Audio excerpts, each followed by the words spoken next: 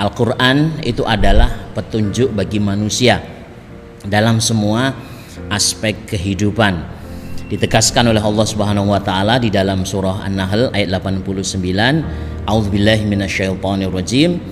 Wa nazzalna 'alaikal kitaba tibyanan likulli syai'in wa hudaw wa rahmatan wa busyra lil muslimin. Kami telah menurunkan kepadamu Alkitab, yakni Al-Quran. Untuk apa? Untuk menjelaskan segala sesuatu sebagai petunjuk, rahmat, dan kabar gembira bagi orang-orang yang berserah diri. Faktanya Al-Quran tidak hanya menjelaskan perkara akidah, ibadah, hukum, makanan, pakaian, dan akhlak. Namun juga kaum muslimin, di dalam Al-Quran pun terdapat ayat-ayat yang menerangkan tentang kepemimpinan dan pemerintahan serta hukum-hukum yang wajib diterapkan di dalam kehidupan.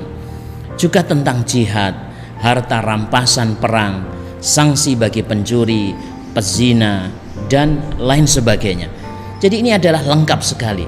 Dan juga lebih jelas lagi di dalam kitab-kitab fikih dibahas mulai bab toharoh, muamalah maliyah, hingga al-qadha atau peradilan, hudud dan jinayat, hingga masalah imamah ataupun khilafah. Jadi Masya Allah. Sehingga juga di dalam surah Al-An'am ayat 38 Allah Subhanahu wa taala juga berfirman, ma farratna fil kitabi min syai'in. Adalah kami alpakan, kami lupakan sesuatu pun di dalam Alkitab. Nah, semua ini menunjukkan bahwa Islam itu mengatur seluruh aspek kehidupan. Semuanya wajib diterapkan secara kafah. Tidak boleh diambil sebagian dan ditinggalkan sebagian lain-lain. Tidak boleh mengingkari ayat Al-Quran karena bisa terjatuh di dalam kekufuran. Oleh karena itu, sekulerisme itu jelas bertentangan dengan Islam dan harus ditinggalkan.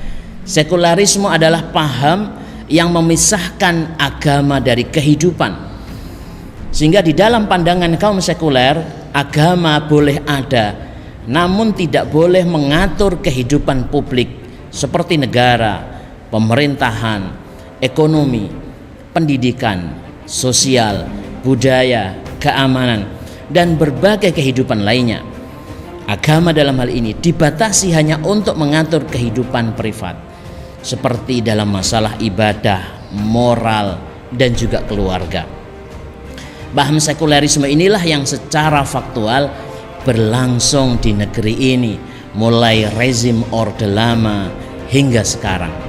Bahkan kondisi saat ini lebih parah. Karena apa? Yang berlaku adalah sekularisme radikal.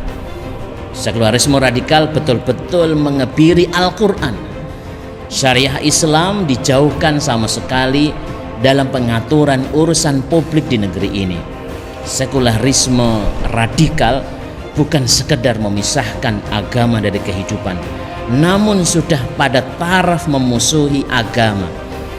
Kita masih ingat kan ada pernyataan dari pejabat publik bahwa musuh terbesar Pancasila adalah agama. Jadi tidak aneh ya jika ada dalam tes wawasan kebangsaan beberapa waktu lalu itu muncul pertanyaan yang kontroversial. Pilih Al-Quran atau Pancasila. Ini adalah paham sekularisme radikal. Kaum muslimin, ketika sekularisme itu diterapkan, maka yang terjadi adalah kerusakan. Sebab menerapkan sekularisme, menyingkirkan agama yakni Islam dari kehidupan adalah dosa dan kemaksiatan. Dosa dan kemaksiatan tentu akan membawa kerusakan.